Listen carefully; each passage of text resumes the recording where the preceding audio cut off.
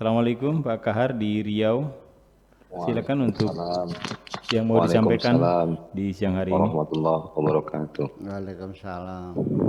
Ya, Assalamualaikum Buya. Waalaikumsalam warahmatullahi.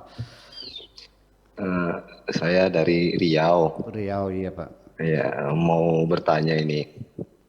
Eh, Menurut saya dan prinsip keyakinan saya ada manusia diturunkan ke bumi punya tugas masing-masing. Ya.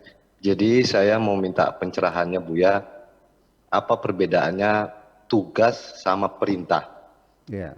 Itu aja Buya, terima kasih. Assalamualaikum warahmatullahi wabarakatuh.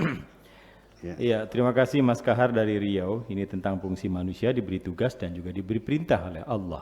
Lalu kemudian apa yang membedakan tugas dan perintah? Oke. Pertama-tama saya ingin memberikan kata pendahuluan. Ya. Sebelum kita berbicara tentang tujuan hidup kita ini, dari sejak zaman dahulu kala Tuhan sudah berfirman. Ya, artinya proposal awal kenapa Tuhan menciptakan kita ini. Ada proposalnya. Ya, dan itu sudah dinyatakan 1400 tahun yang lalu dalam Al-Qur'an.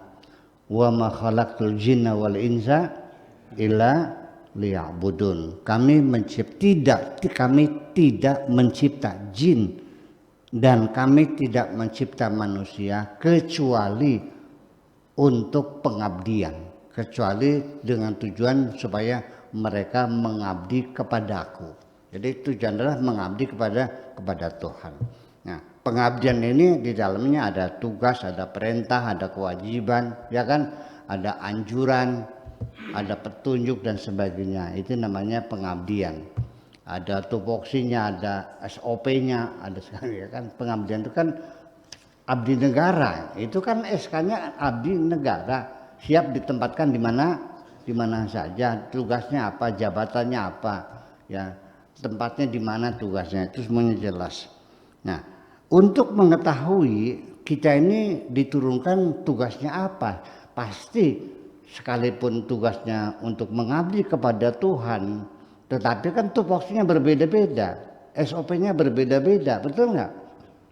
Nah, apa yang tugaskan? Tuhan, telinga saya tidak pernah mendengar suara Tuhan. Telinga saya tidak pernah mendengar suara Tuhan. Wahai Buya Syakur Yasin, aku tugaskan kamu. Oh, kan enggak. Ya.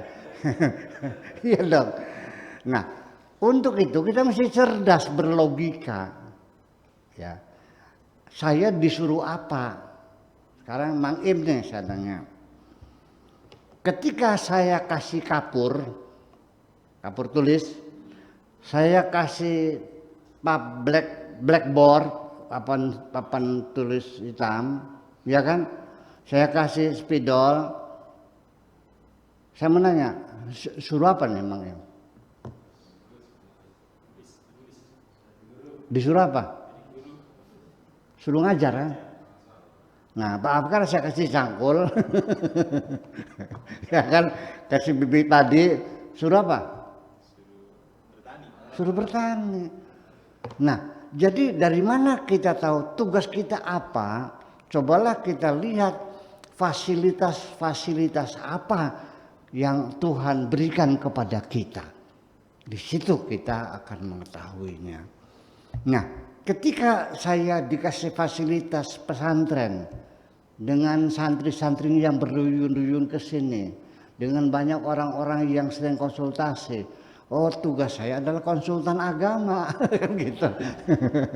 Jadi kiai nggak bisa dibohongin seperti itu. Jadi fasilitas apa? Nah, kalau seseorang akan dikasih tugas oleh Tuhan sebagai pemimpin suatu bangsa, menjadi tokoh besar, dari sejak lahir sudah difasilitasi oleh Tuhan dengan kecerdasan otaknya. Betul enggak? Dia terlahir dari keluarga kaya yang hartanya berlimpah ruah, yang biayanya berapapun bisa dibayar ya. Kalaupun belajar di Amerika, di Australia, dia dong. Ya, kalau dia lahirnya dari petani, buruh tani yang nggak punya apa-apa, sekolahnya SD kelas 5, ya mana mungkin dia ditugaskan jadi presiden, gimana lagi? Itulah kira-kira ya. Jadi nanti pada akhirnya kita tidak usah dungu dengan diri kita sendiri, jangan bodoh dengan diri kita sendiri.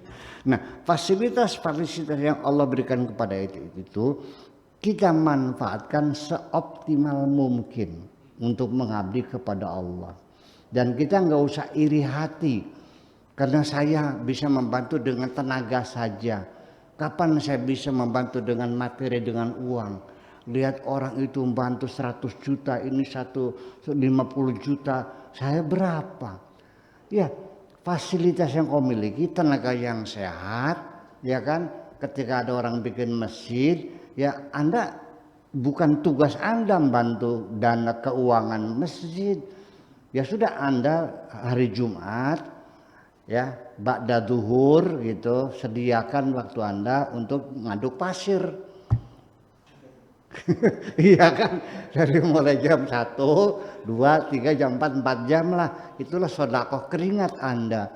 Percayalah bahwa Tuhan tidak akan pilih kasih memberi pahala lebih banyak kepada orang yang nyumbang uang 100 juta daripada Anda dengan tenaga dan keringat. Dibayarkan sama. Innallaha la yudhi'u ajral muhsinin. Yakin, percayalah, silakan mengabdi kepada Tuhanmu dengan fasilitas apa adanya yang kau miliki. Yang penting hatimu yang tulus. Jangan berharap apapun kecuali imbalan dari Tuhan. Wa ma as'alukum alaihi min ajrin in ajriya illa ala rabbil alamin. Itu bahasa para nabi di dalam Al-Quran. Kami tidak minta upah kepada kamu, upahku hanya dari Allah saja, semacam itu. Kemudian antara tugas dan perintah. Kalau tugas itu sudah tupoksi.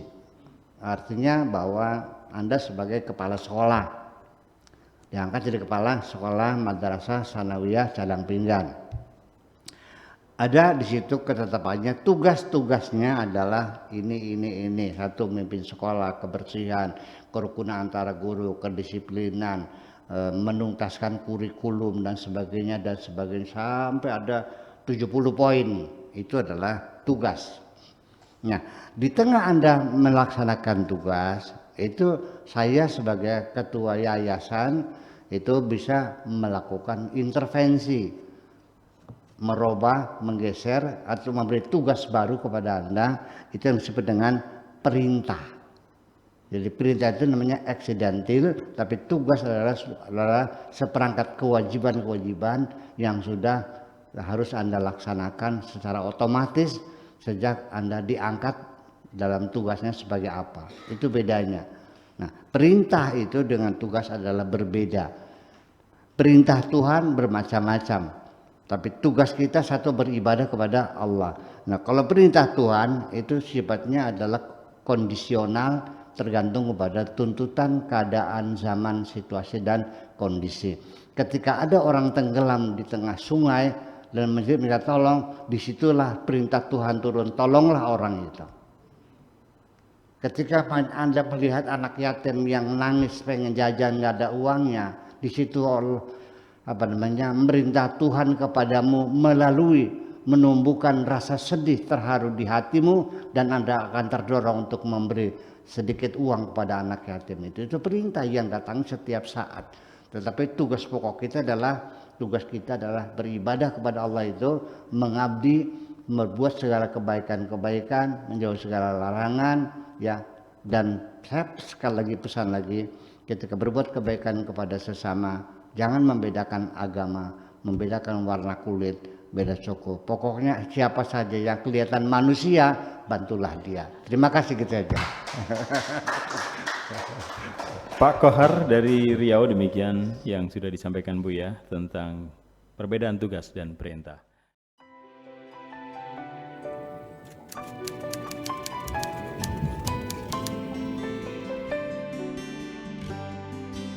Aku hanya ingin berbagi kebahagiaan dan tidak menggurui siapapun. terlalu sulit bagiku untuk menyalahkan siapapun. Akan tetapi apabila ada orang yang ingin mengisi raporku, tentu aku sangat gembira sekali. Dan kujamin aku tidak akan sakit hati sedikit.